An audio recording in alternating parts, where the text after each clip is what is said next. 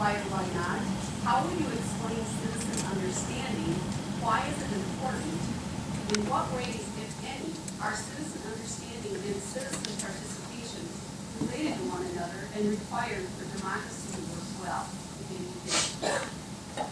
No one is born a good citizen. No nation is born a democracy. Rather, both are processes that continue to evolve over a lifetime. Kofi Annan, Ghanaian diplomat and Nobel Peace Prize winner, stated what has since become a mantra to push civic education for young people across the world. Annan, like Robert Maddox, author of Constitutions of the World, believed that democracy is not the default form of government. Since democracy's beginnings, this has been an undeniable truth. For instance, the ancient Roman Republic appointed a dictator in times of crisis. The very fact that this was necessary proves that democracy isn't a political default. Its intricate process takes too long to deal effectively with time-sensitive concerns. With more than one person in charge, different opinions may require additional time to be resolved. More recent examples also prove Maddox's statement true. He categorizes Mexico and Nigeria as presidential republics with federal state structure. In both Mexico and Nigeria, the current government is the result of a rebellion against the military regime, during which people had to stand up against their own country to create change. Although these countries practice democratic principles, they are not truly run by the people. Maddox's point on the nature of democracies. A pure democracy is a government run fully by its people. The government of Athens in the 4th and 5th century is one of history's purest forms of democracy. However, it devolved into a tyranny of the majority, and the voices of the few in the upper class were the only voices that were heard. Democracy is not the default form of government, and without citizen understanding, democracies inevitably become run by mob rule and demagoguery. Citizen understanding is best defined as the general knowledge of politics and the current political situation held by a group of people. Citizen understanding in the U.S. is low, considering the vast network of information available to nearly everyone through resources such as the internet, public libraries, and public education. A study done by the Annenberg Public Policy Center showed that only 38% of those surveyed can name all 3 branches of government. Failing to remember something as critical as this fact demonstrates the current lack of political understanding needed to make an informed choice when voting. In a pure democracy, where everyone holds power, people who lack a knowledge of government structure can impede progress overall. In an effort to combat this lack of citizen understanding, Wisconsin now requires all high schoolers to pass a civics exam in order to graduate. The U.S. system functions, however, because it's not fully a democracy. The Constitution is instead structured as a democratic republic, which allows lawmakers who are educated on topics to make decisions that matter. Article 1, Section 2, Clause 1 outlines the direct election process for members of the House of Representatives. All other members of the national government, however, are elected through an infiltration process, being the Electoral College, appointments by the executive or state legislature. Understanding can be achieved through civic education, which is most commonly emphasized in a school setting. For instance, the Center for Civic Education provides programs such as We the People that educate the next generation of voters. Likewise, the National Democratic Institute is an international organization dedicated solely to increasing participation and education. Civic education does not always correlate with political involvement, especially when voter apathy takes place. A survey of non-voters conducted by USA Today in 2012 found that 59% agreed the government was too unproductive, 54% agreed the government was too corrupt, and 42% agreed there was no discernible difference between political parties. Voting is not the sole method of citizen engagement. Other means of participation within the government include protesting, petitioning, and even running for office.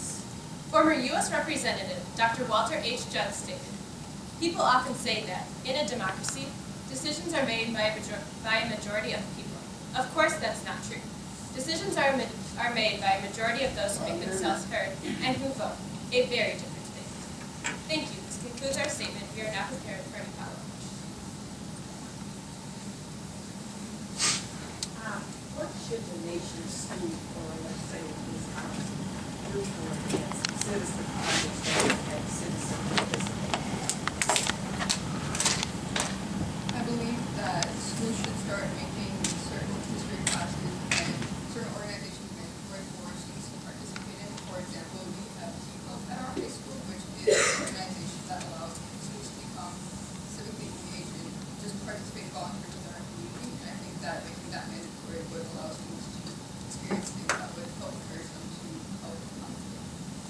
I think more schools could adopt this program in particular because I think it's a very good way of educating people. For instance, I know that all the schools in this building, it's not everyone in Wisconsin. So I think if all the schools in Wisconsin had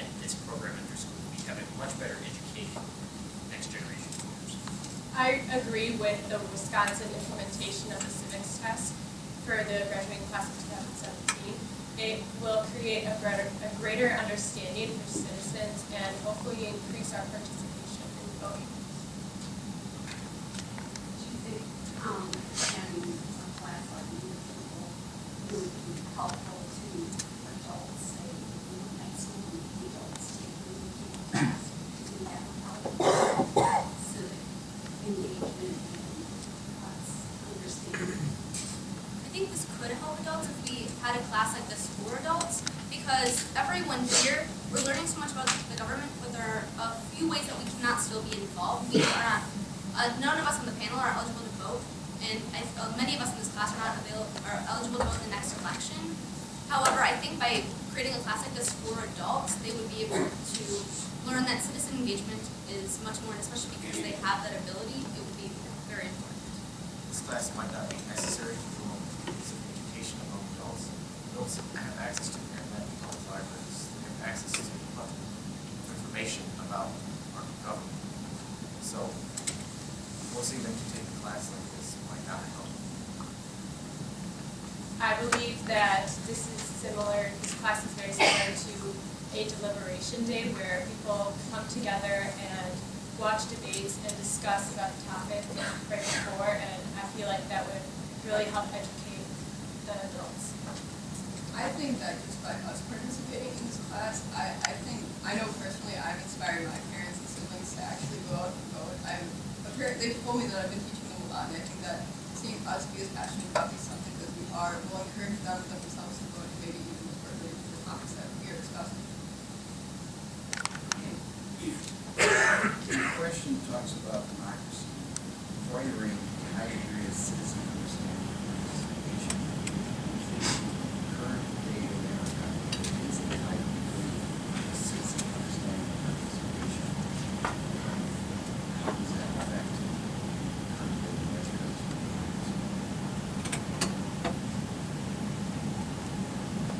I believe that today, we are pretty involved within our government and participate, but in our own way.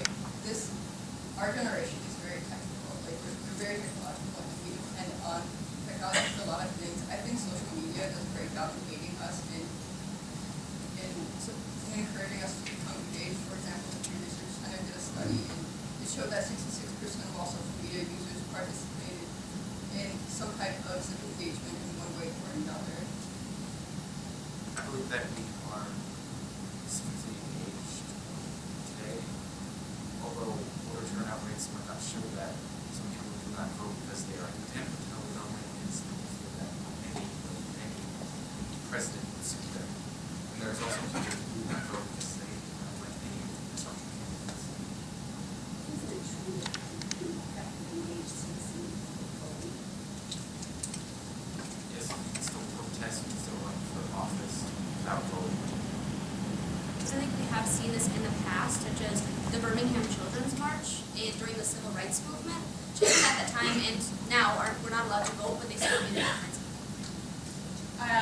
For petitioning, lots of people petition, and anyone can petition. There's a website called change.org that you can have any petition that you want, and that just creates a greater understanding and participation in our government. How important do you think volunteerism is to civic life? As a member of a number of volunteer service organizations, such as the Division of Our School's National Honor Society, I believe that volunteer work is very critical to being an engaged citizen, because it kind of teaches you about the entirety of community. So you're not just getting your own perspective; you're seeing, those who are less fortunate, and sometimes those who are more fortunate. You can appreciate the community for what it's kind of doing. I believe that, Although I agree with my colleague Rick, I do think that civic education comes first. There was a research done by the Institute of Social and Economic Research. They found that in a study in 2014, 39% of those who volunteered had a college degree or higher, and only 8% of those who volunteered had a high school degree or lower. So I think that although citizen participation is very important, that civic education actually seems to be involved in it as well.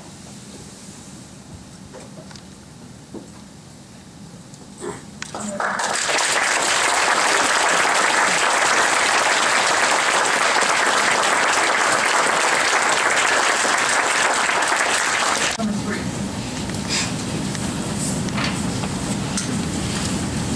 In just 1,337 words, the Declaration of Independence ultimately was history. Written in 1776, it is the most profound document in the history of government since the Magna Carta. What, if anything, do you think is profound about the Declaration? The Declaration claims that some rights are unalienable. What does this mean, and do you agree with this idea, why or why not? And under what circumstances does the Declaration justify a right of revolution? Do you agree with the justification, why or why not? The National Archives recognizes the American Declaration of Independence as the birth certificate of the United States. Its impact goes beyond America's birth, however, and even beyond its borders. Along with announcing a new nation, the Declaration sparked a new era of fundamental natural rights and empowered people worldwide to resist oppression and demand self-determination. The Declaration of Independence was the first document to formally unite the 13 colonies as a nation, the United States of America. Nationhood was crucial to gaining support from European powers like France, Spain, and the Dutch Republic, who were essential to winning the war. But the Declaration did more than just declare the U.S. a nation. It established American ideals. Accolade statements for John Locke's two treatises of government and the Virginia Declaration of Rights, the Declaration of Independence states that all men are created equal, that they are endowed by their Creator with certain unalienable rights, that among these are life, liberty, and the pursuit of happiness. To understand Jefferson's inalienable rights, his drafts are indispensable. From that equal creation, men derive rights inherent and inalienable. The word inherent was cut from the final draft, but for Jefferson's meaning to be consistent, the definition of inalienable rights must be rights inherent to and inseparable from all human beings. The Declaration claims inalienable rights are given by a creator, or God. Rights from divine beings are indisputable. So if a God says humans have inalienable rights, they have inalienable rights. However, for a right to exist in the secular world, it must be acknowledged by society, government, or both. Rights are not inherent to being human, and therefore no right is inalienable. A better term to encompass life, liberty, and the pursuit of happiness would be fundamental natural rights, basic rights that all humans should have. These fundamental natural rights have had a profound impact on this nation. In his Gettysburg Address, Abraham Lincoln drew upon the rights-based egalitarian ideals of the Declaration of Independence to rally the United States to new levels of freedom, embodying the 13th, 14th, and 15th Amendments. A century later, Martin Luther King Jr. cited the Declaration of Independence in his fight for racial equality. His powerful argument played to the conscience of America and ultimately won greater equality in private and political life with the Civil Rights Act of 1964 and the Voting Rights Act of 1965. The Declaration's impact also extends outside the U.S. For example, Article 3 of the Universal Declaration of Human Rights states that everyone has the right to life, liberty, and security of person. The global community has also drawn on the Declaration of Independence's right of revolution. It justifies this right when a government bypasses the authority and will of the people and then repeatedly uses their arbitrary power to desecrate the fundamental natural rights of the ruled. After repeated attempts to fix the system from within, the Declaration not only justifies a right, but a duty to revolt. This call to action reverberated across the global stage. For example, the French Revolution and Latin American revolutions for independence were greatly inspired by America's stand against tyranny and fight for self-government. The waves of revolution, started in 1776, continue even today in the Arab Spring. However, in light of the reign of terror and Middle Eastern instability, we believe the Declaration's justification of revolution is not complete. Thomas Hobbes believed in an absolute sovereign over any revolution.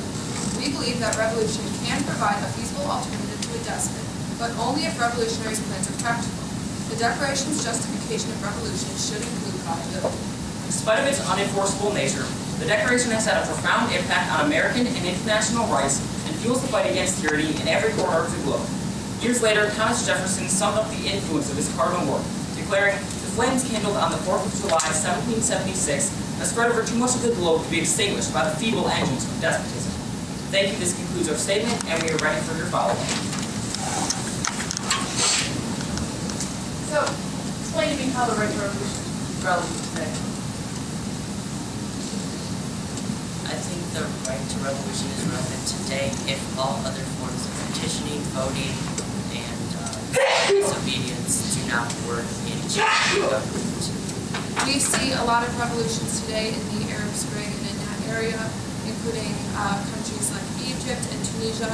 In my mind, these countries have had a more successful outcome of their revolutions than maybe some other countries in that area.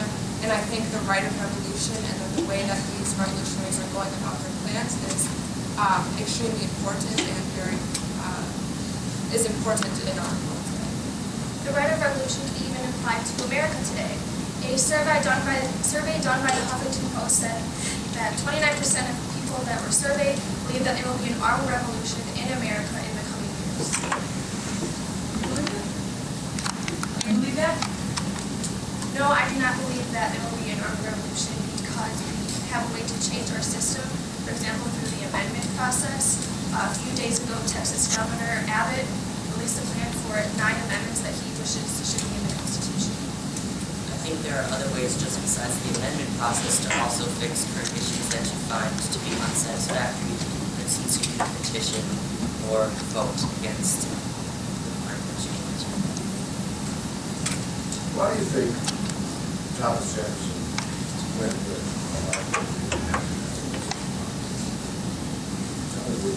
poverty?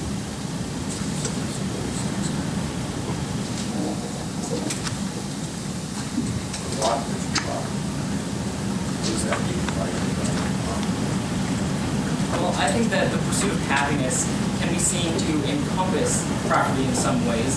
The pursuit of happiness will often include a pursuit of property. And then also Thomas Jefferson wrote for the eye as well as the ear. And so I think that saying pursuit of happiness definitely sounds better than saying life, liberty, and property. It's kind of like that.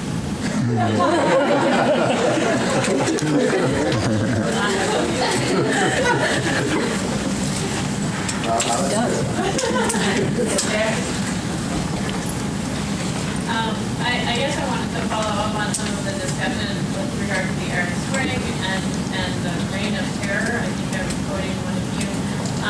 But also the outcome of some other revolutions, like the French Revolution, was the reign of terror. And so there seems to be some difficulty with regard to instituting this right of revolution and sort of the practical, as you referenced, an outcome.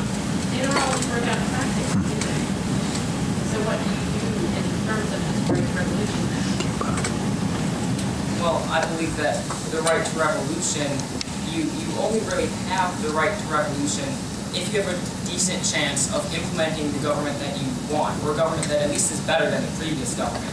So with the French Revolution, for example, the revolutionaries knew that they wanted to get rid of the classes. They were very inspired by Rousseau and thought that property corrupts man. But so the way that they ended up going about this was killing everyone who was part of society. And so they didn't really have a good plan to implement their, society-less government. As I said before, in the Arab Spring, Tunisia is an example of perhaps a revolution that was better implemented and better thought out than some of the other countries. This was largely due to the willingness of the Ennahda party to compromise after the revolution was complete, and they were willing to compromise with other parties. And I think that this shows how the right of revolution plays into it and plans for lasting change. I want to get at something Ellen mentioned. Anybody can do that. It was very intriguing. Correct me if I'm wrong. So something about alienable, not really an alienable, unless it's backed up by something. Is that what your point was? Can you explain that? So, in a state of nature, we've determined that in order for you to have a right, you needed someone else to recognize it, or a group of people to recognize it. In a state of nature, you simply have freedoms, and when someone else that you meet in a state of nature decides not to kill you and you decide not to kill them, you both therefore established a right to life, and you respect each other's right to life. And that can be seen as we carry over into a social contract like the government we have today. Upon the formation of our government, many of these rights that a lot of people have agreed on, these natural rights, can be seen in our Constitution, and we protect them today, and we all seem to recognize them.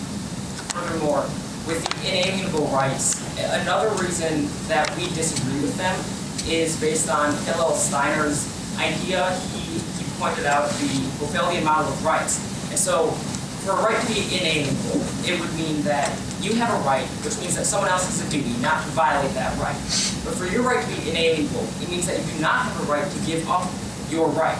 So that means that someone else has a right against you giving up your right. And so what this ends up being is that you have an endless chain of people who need to have a right against you giving up your right for a right to truly be inalienable.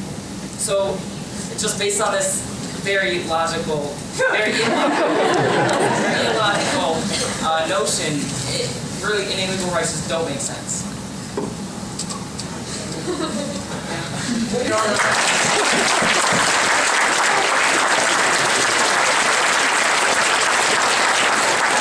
Number one, why did the Articles of Confederation prove inadequate in the first attempt to form a national government? In what ways did the Articles of Confederation demonstrate distrust in a strong national government? What were the historical and philosophical reasons for the distrust in a strong national government? To what extent exist today? Are they justified? Why or why not? After a violent and divisive war with Great Britain, the newly created United States needed a constitution to unite by law. The Articles of Confederation were intended to establish the new nation and lay out a framework for the new country. However, as noted by Alexander Hamilton, the Articles were neither fit for war nor peace. America's first constitutional document was definitively flawed. The Articles of Confederation reserved most of the powers of the states, which resulted in many problems for the new nation. Article 13's amendment process gave the states too much power, which frequently bred minority tyranny from individual naysayer states. There were also no established executive or judiciary branches, and it was difficult for Congress to enforce its powers in Article 9, with only the power to make requisitions. As Alexander Hamilton put it in Article 15, these were only mere recommendations which the states observed or disregarded at their opinion. Without the powers to tax or raise an army, that spiraled out of control, and small-scale events like Shays' Rebellion became large-scale issues. Congress also encountered problems because Article 9 did not give them power to regulate interstate commerce. The states were supposed to be affirmed their friendship under Article 3, but controversies regarding currency and tariffs suggested otherwise. All of these measures proved the Articles to be inadequate and reflected the distrust of a strong national government, which was a logical concern coming out of the Revolutionary War. Great Britain created taxes and laws aplenty, making the colonists wary of a central government. From the Tea Act to the Townshend Act, the virtual British government gave colonists countless reasons to echo James Williams Jr.'s cry for no taxation without representation. Because of this abuse of history, states did not entrust taxation to the national government. Today it may seem obvious that the Articles were bound for failure, but as Dr. John Kaminsky put it, quote, Monday morning quarterbacks always have 20/20 vision.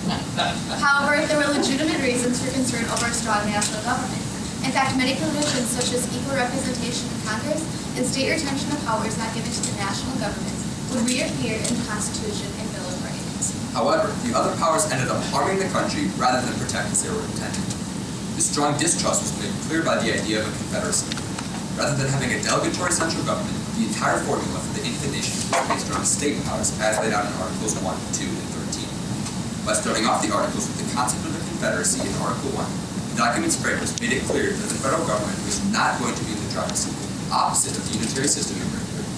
Philosophy and the teaching of Aristotle, among others, also provided the framers with evidence that a national government could be dangerous.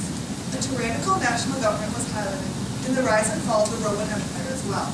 Although the United States has never experienced such a disastrous fall, the balance of power between the states and the federal government has oscillated over time. The national government temporarily solidified its superiority in McCulkey, Maryland, and other cases under the Marshall Court.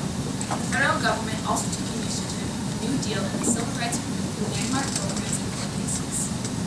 However, 1980 saw a shift under President Reagan, returning powers to the states, continuing with the devolution revolution in the Reagan's court. Today, the balance of power between the states and the national government is as muddled as ever.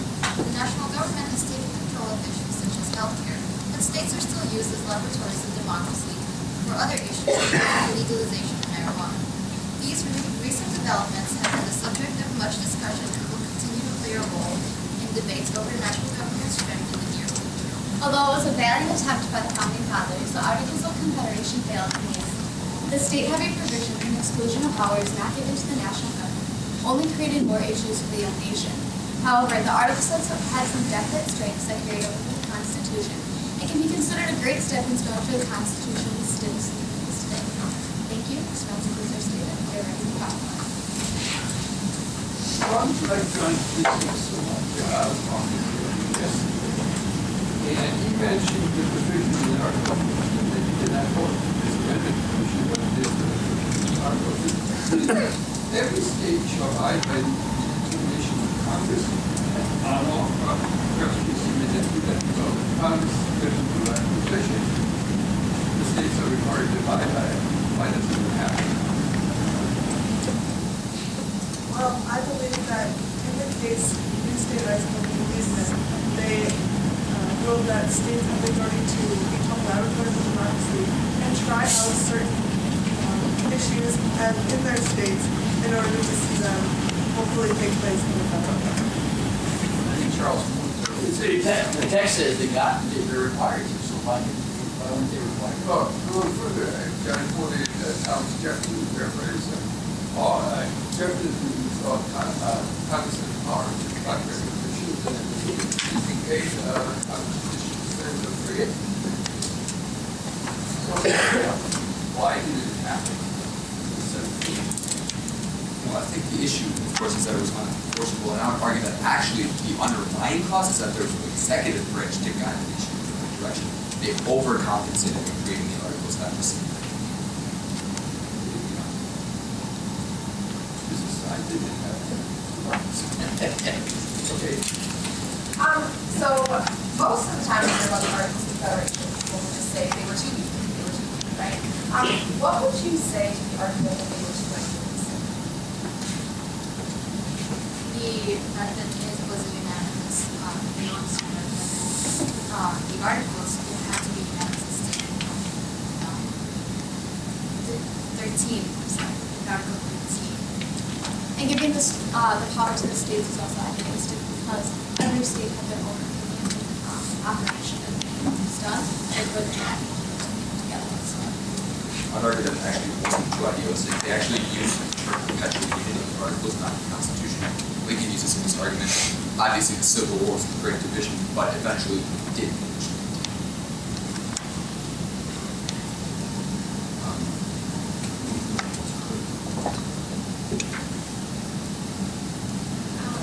That the unanimous amendment process was the greatest weakness in the articles. This definitely stopped many impossible amendments from passing.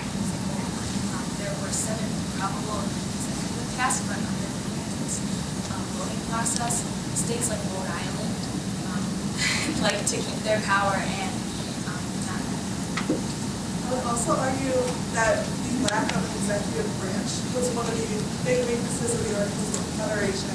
Without a executive to try and unify what all the states wanted, states had to agree themselves, and I believe that an executive with the power to make relations with other foreign nations could have really benefited the American states. about the use of Congress was that Congressional structure. Congressional structure. Just didn't have enough vote. It's sending delegates. It's not a weakness.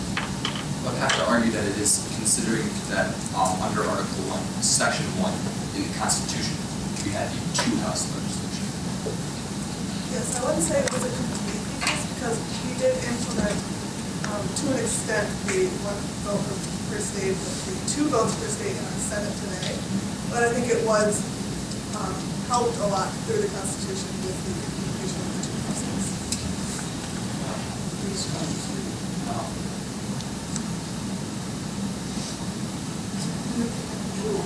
who brings the Congress to the states for the federal government now? Who paid that in the article?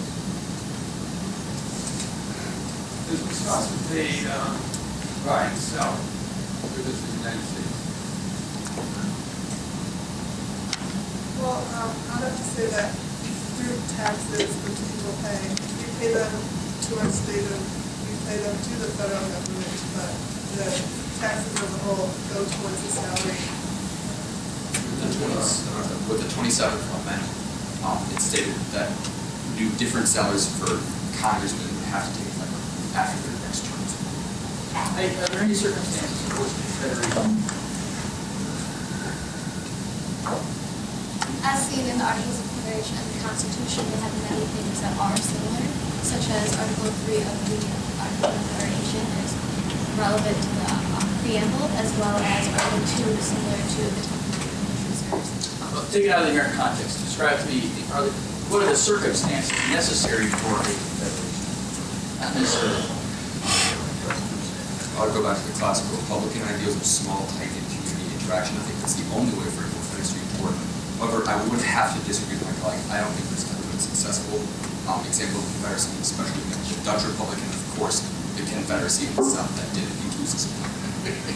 I would agree with my colleague Max. I think that tight-knit communities would promote a confederation.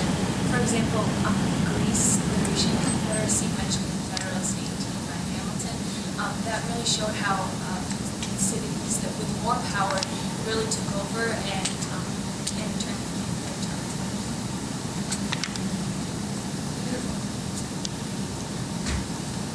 Last one. The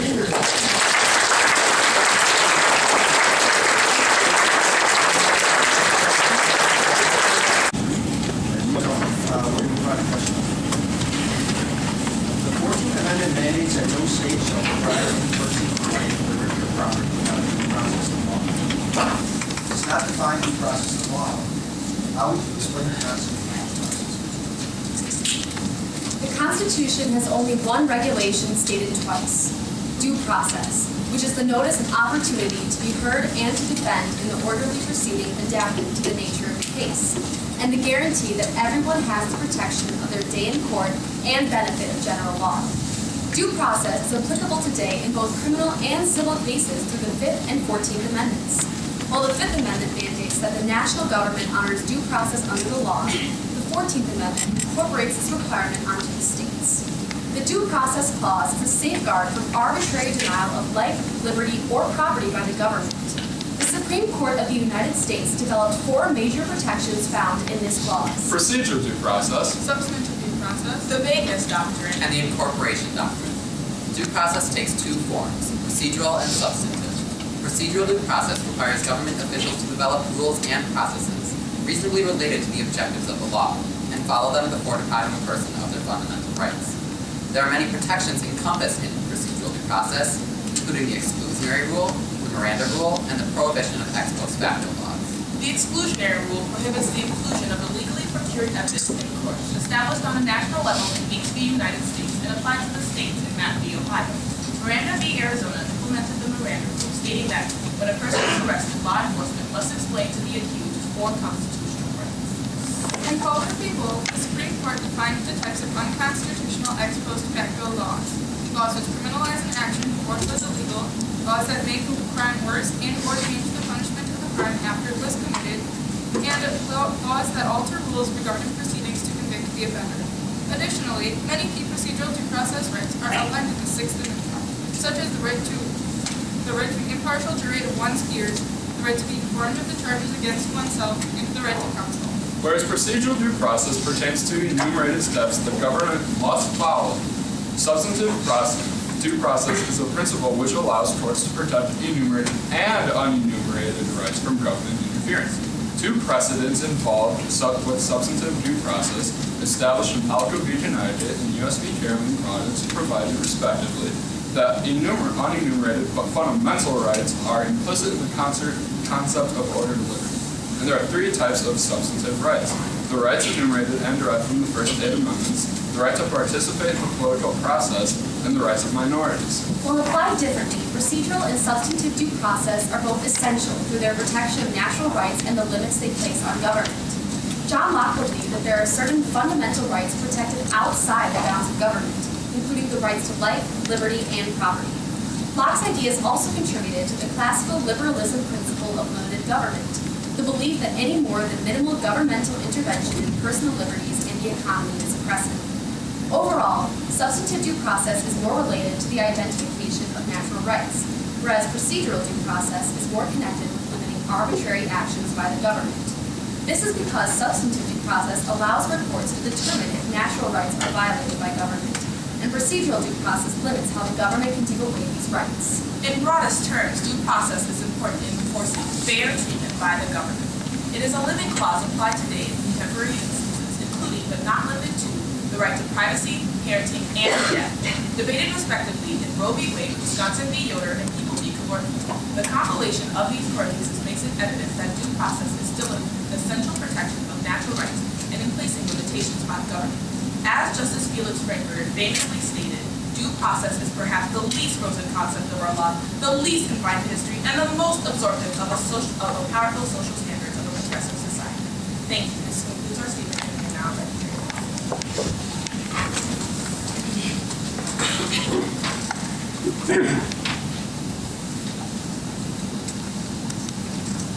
Okay, I'll start us off. So obviously, a big part of this whole question surrounds the concept of fundamental rights.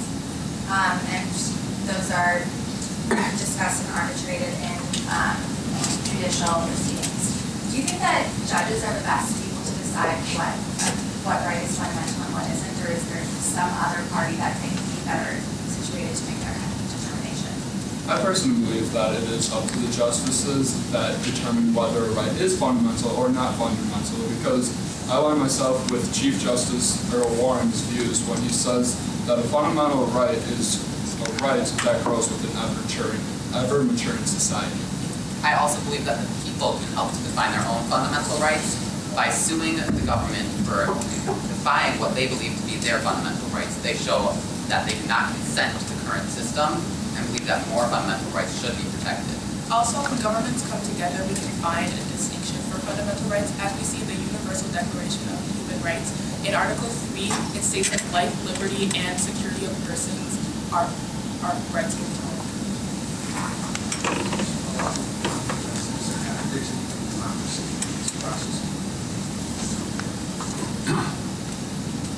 In a pure democracy, such as in ancient Athens, we often see fundamental rights being violated, especially in terms of due process. And in a meeting of the legislature, which in that case was the majority of the people, they voted to execute all of the male inhabitants of the island of Lesbos. Shortly after, they decided this was not a good idea and sent out another ship to revoke that. Unfortunately, the first ship reached the island first and killed all of them. When an individual brings a claim to an appeals court that a fundamental right has been violated, can you explain to me what factors, what levels the court will consider and criteria they will apply in determining whether that asserted right is indeed fundamental? Well, seen in USD Carolyn Products in footnote 4, established that anything that's within the first 10 amendments is applied with strict scrutiny. So there are fundamental rights that align themselves in the Bill of Rights, so thus it can be interpreted through strict scrutiny. Another type of thing that falls into strict scrutiny is racial things, which we see in terms of racial redistricting and Shaw v. Regional. Another thing would be intermediate scrutiny, which shows classifications based on gender. And that would go with I believe that case she was referring to would be U.S. v. Virginia, in which women were denied into a military institute. There's also the rational-based scrutiny seen in Kobayashi v. United States in 1943 with the Japanese-American curfews. When you're doing the levels of scrutiny, like what are certain things that are considered? You don't have to give me, there's only so much time, so you don't have to go into all of them, but if you could give me a way that like intermediate scrutiny would differ from strict scrutiny, for example, or how that might differ from rational, kind of go with that, but tell me what some of the differences might look like. In a strict scrutiny basis, or the test view is called a three-pronged test, where in rational basis scrutiny is just upon a group of minorities or one individual person trying to prove that the law is irrational. The three-pronged test for strict scrutiny includes showing that it is a compelling government interest, It is incorporated in the least vague way possible, and it is narrowly tailored to that interest.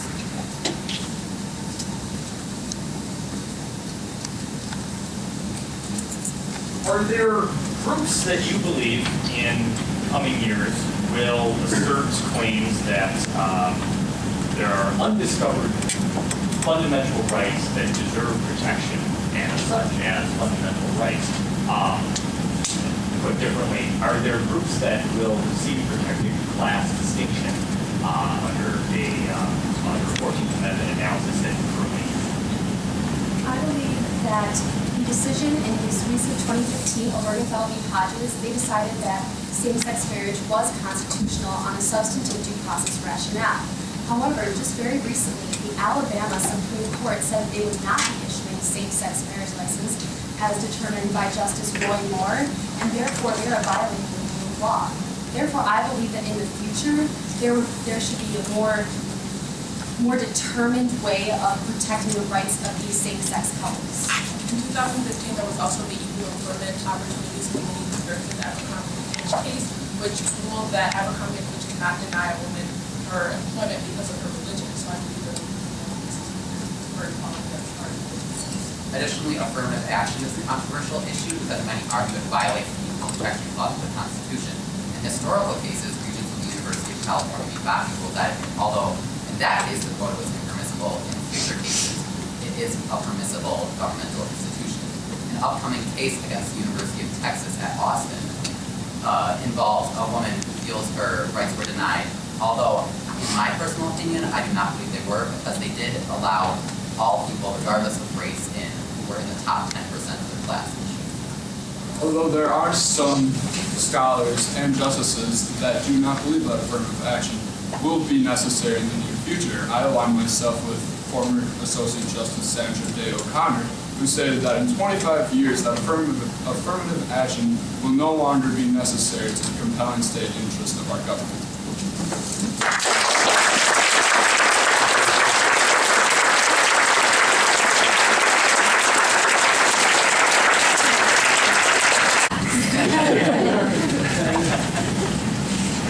Okay, well, I'll start. I thought this was really good. I thought that your opening statement was very, very well articulated. The problem here is that we have such high-level concepts that are really hard to articulate, and then at the same time, there's a ton of practical examples that the Supreme Court itself has grappled with for like a century at this point and tried to parse out. And you guys get to do it in less than 4 minutes. So I thought that you did a really good job of explaining the high-level concepts and then saying, okay, practically, here are 3 examples of that. That was really well done, and you achieved a good balance between explaining the concept and then giving examples of how that came out practically. As far as maybe things that I'd like to see a little bit more of next time, there was some in our in response to our questions. Every once in a while, someone would throw in an opinion, and I really liked that because it shows that you're not just saying, look at all the cases that I have memorized. So I would like to see maybe a little bit more of that, but at the same time, you were also asking me some fairly information-heavy questions. So you did a good job of integrating both, and next time maybe be a little bit more assertive about your personal opinion. So you did all the high points well. Going your example.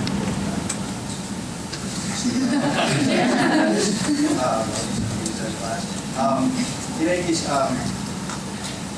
any substances that are really all of the concepts and details associated. I was so impressed by your understanding of what this question is. The 14th Amendment really drives no meaning without the case law. That's important. There's 150 years going on, 150 years of case law that you had to pull from, and I think you did a very representative job of getting very important on this one. 150 years of work before. A couple other things that I was very impressed by. Very robust understanding of the local system. That was excellent. There's, the second year long things downstairs. Also, I think that you got the idea of incorporation. Obviously, that's critical to application against the states. And really give a lot of the amendments in the Bill of Rights meaning without an understanding. I thought you did. The case law, just going back to really well-developed. You're beating the presses with that UT Austin reference there. That's some late-breaking news. Very good job on tracing the development. Yeah, I was going to ask about incorporation. I planned that beforehand, and then you guys talk about it. I was just kidding.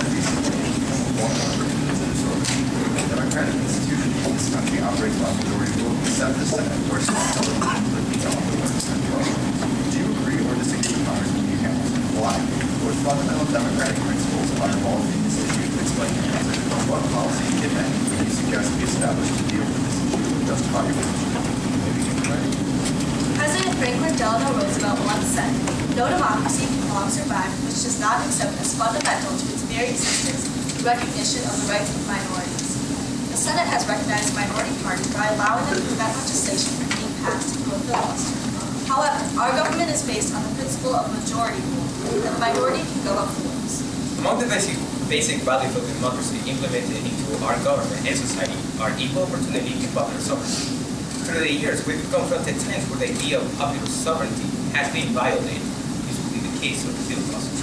The term filibuster is not mentioned in the Constitution. Its origin resides within the concepts of inherent and implied powers of the Constitution, mainly referring to Article 1, Section 8, which grants Congress the power to make its own rules. Regarding legislation, the framers believe that simple majorities, not supermajorities, should rule. This is demonstrated in Article 1, Section 5 of the Constitution, which states a simple majority of each House shall constitute a quorum to do business. We see many positive aspects of the filibuster in regards to the framers' intent. The Senate was designed to be the cooling branch of the House of Representatives. In a discussion between George Washington and Thomas Jefferson, Washington compared the House of Representatives and the Senate to a teacup and saucer. He said, "We pour legislation into the senatorial saucer to cool it." The filibuster is a way to further cool down legislation that has rapidly passed through the House. Our government is based on a system of checks and balances. In the Senate, the filibuster also serves as a check on the majority party, preventing tyranny of the majority. We believe that some changes should be made, as demonstrated by the British Parliament staying on topic in a time when it has proved to be beneficial. An example of a focused filibuster would be Vermont Senator Bernie Sanders, who filibustered tax code changes over a time span of 8.5 hours. He never spoke off topic. The filibuster allows the minority party to have partial power in Congress, but is harmful to the speed and effectiveness of the legislative process. The principles of debate and representation provided through the process of filibusters support the fundamental ideals of democracy suggested by the framers, but detract from the same ideals as they sometimes remove the power from the majority, where it was intended to fall. The original intents and purposes of the filibuster have fallen victim to tyranny of the minority, and have therefore been altered dramatically in their ways. We align our ideas with thoughts of Senator Claire McCaskill, who said, "We shouldn't deny the right of the minority to filibuster, but we need to do a much better job of making it known." That way, the American people can figure out who is being an obstructionist and who is willing to compromise. Thank you. This concludes our statement. We are now ready for comment.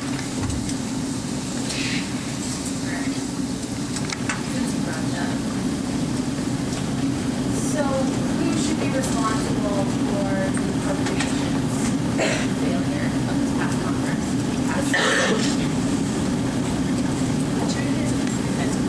So the Republicans are in control of the Senate currently, and the appropriation bills were all passed out of the committee, and they were never brought to the floor until the omnibus legislation. Who should be voting? Sorry, we haven't answered your question. Okay, so the Democrats threatened to filibuster on the appropriation bills, and yet people are blaming the Republicans for passing an omnibus legislation and still moving filibuster. Who should be voting on this?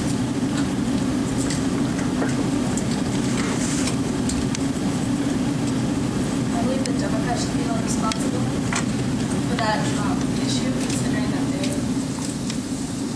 they're the ones about the appropriations. They're a minority. Then I think that the minority party should be held responsible. So why aren't they?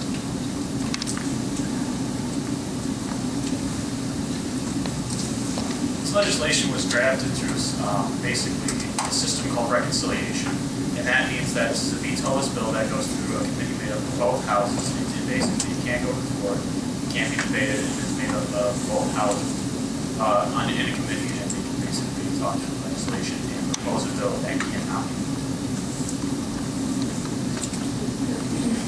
So do you think closure proposal satisfactory? Is there really a sense of I believe that we should possibly lower the amount of senators that it takes to takes for a cloture vote instead of a single majority request. So lower the numbers, sort of like reconciliation.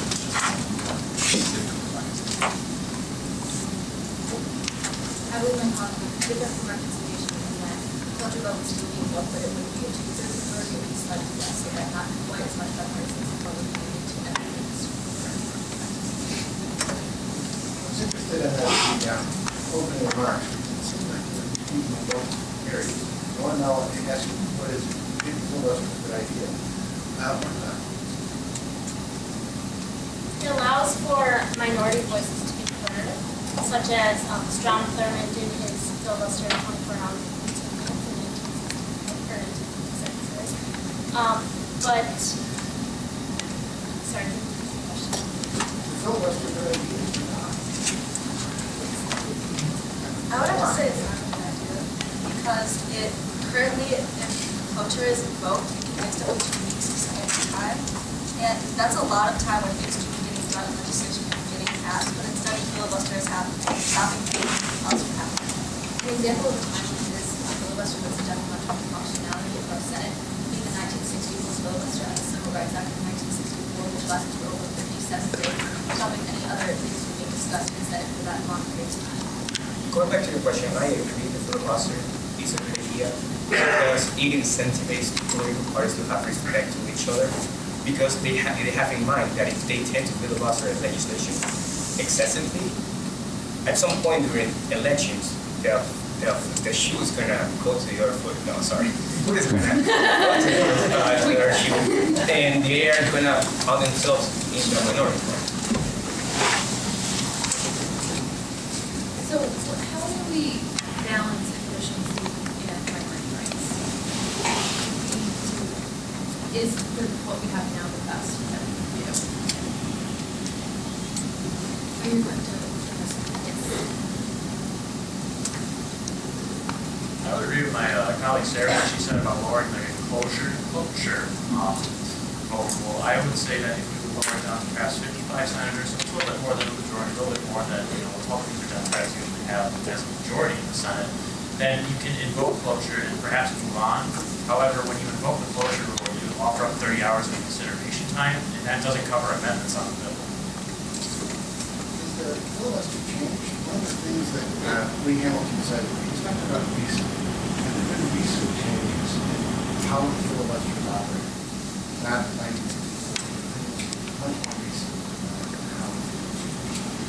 In the case of the DREAM Act of 2010, the filibuster, it was supposed, the legislation was supposed to offer immigrants the opportunity for the fundamental value of education, and it was filibustered for that by the minority party, and it was therefore moved on to another subject. Also, in current events, the minority right now, the Democrats, can threaten to filibuster something, and that has a big impact on whether the House will pass it. But however, the Syrian refugee bill, which would ban Syrian refugees from coming to the United States, it was passed through the House with bipartisan support. The Democrats are threatening to filibuster it if it gets to the Senate. The rules of the filibuster changed in 2013 using the nuclear option. That was the right to filibuster on judicial branch nominees to the federal level. This was done because we had a large vacancy in our federal level judicial branch. There are, according to the U.S. courts, there are now 57 vacancies and only 30 more that are up for consideration. Principles and how the Senate operates here, so they have the same principle. Would that be referring to the principle of allowing a minority party? The option to have judicial review is often protected minority rights in the past. This can be seen in cases of overcome projects in 2014, the Boundary Board of Education. Also, within judicial review, the power of dissenting opinion to express a minority opinion has proven to be powerful and has proven to be important. Outside of the Senate, this is another example of minority. I would say that Inside the Senate. I would say within the Senate, just debate, open for debate, would allow the minority party to turn because it allows for both parties to be arguing with each other and proposing amendments. So why is Senate procedure important? Why don't we just have it for all of them? Okay.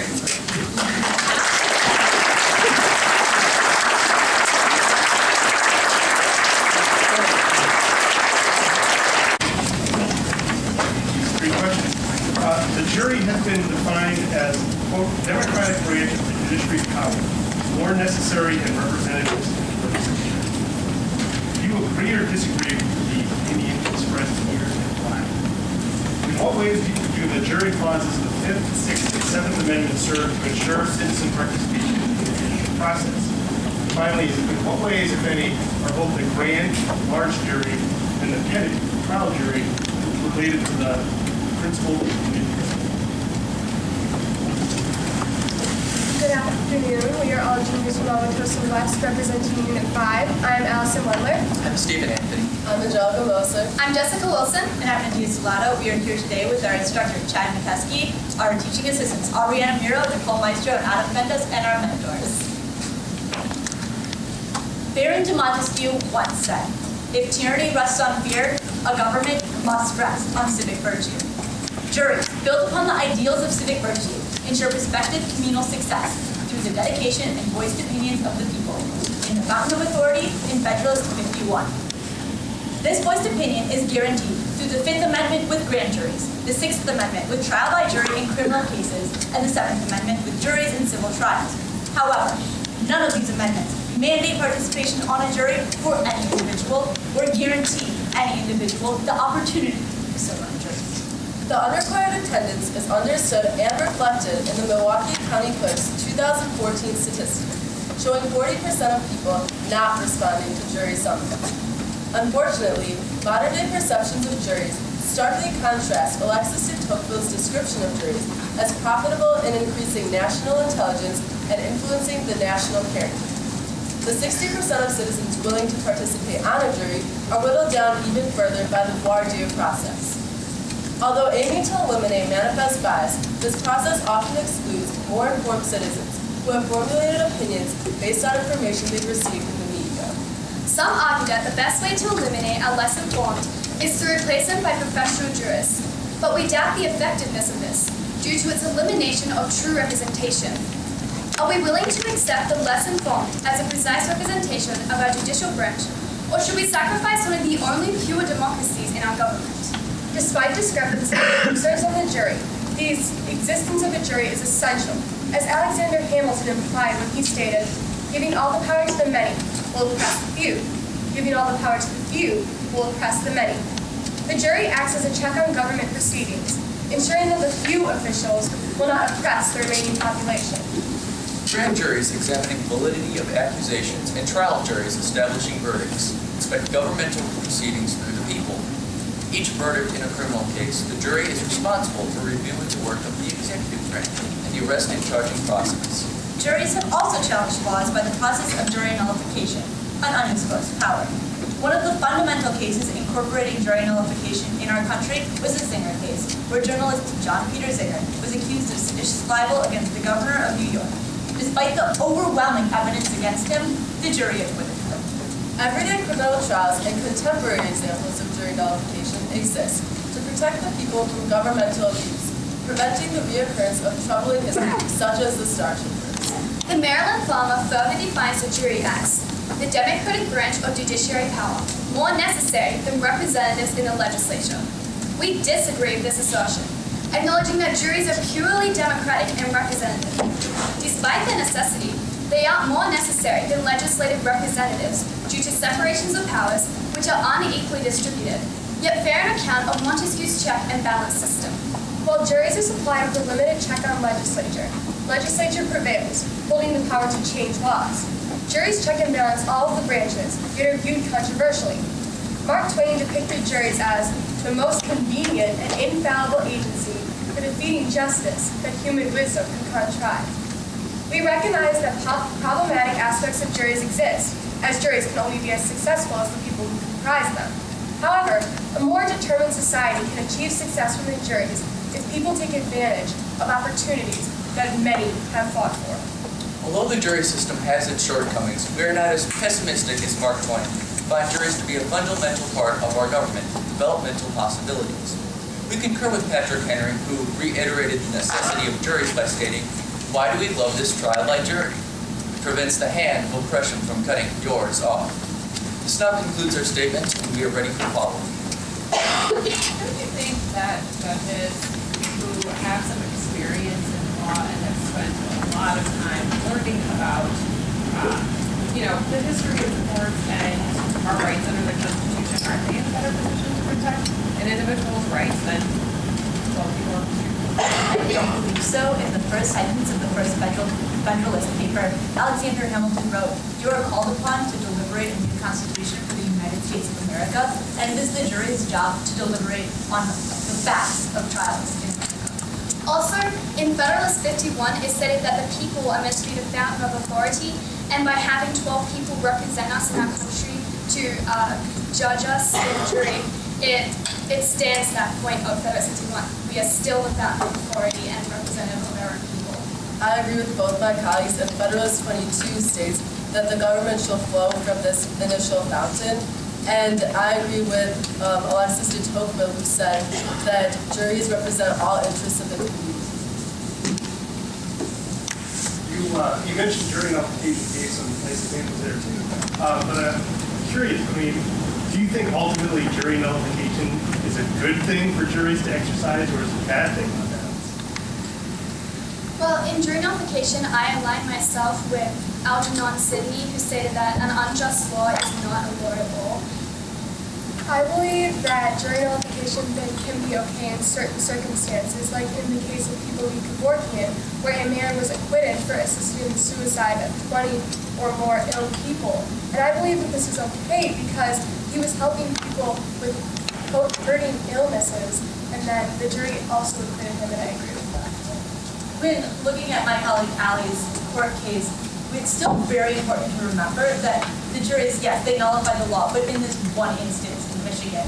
But places like Washington and Oregon, the legislature has recently made laws legalizing the euthanasia of people, so it was finally the legislature that made the law, and the jury that checked it in one specific circumstance. Although I agree with my colleague that it is in certain circumstances and certain cases justice, I believe that it can spark change, as we can see in the Fugitive Slave Act, where it called for the return of runaway slaves. However, many northern states opposed this and therefore nullified it in various cases, even in our own state of Wisconsin with the Joshua Glover case. And I believe that jury nullification can spark change in the establishment of the 13th Amendment abolishing slavery. However, the legislation was needed to enforce this. There are pros to jury nullification, but there are cons as well. One con being that it obstructs the process of justice. One example would be Emmett Till, where he was brutally murdered by two men who were acquitted by a grand jury using jury nullification just because an African-American minor could not talk to a Caucasian woman based off the standards of that time. In your presentation, you talked a little bit about the concept of professional jurors and that eliminate the juries being representative of society. Don't you think that we could simply elect people to serve as professional jurors? Elect like a panel of jurors that would be available?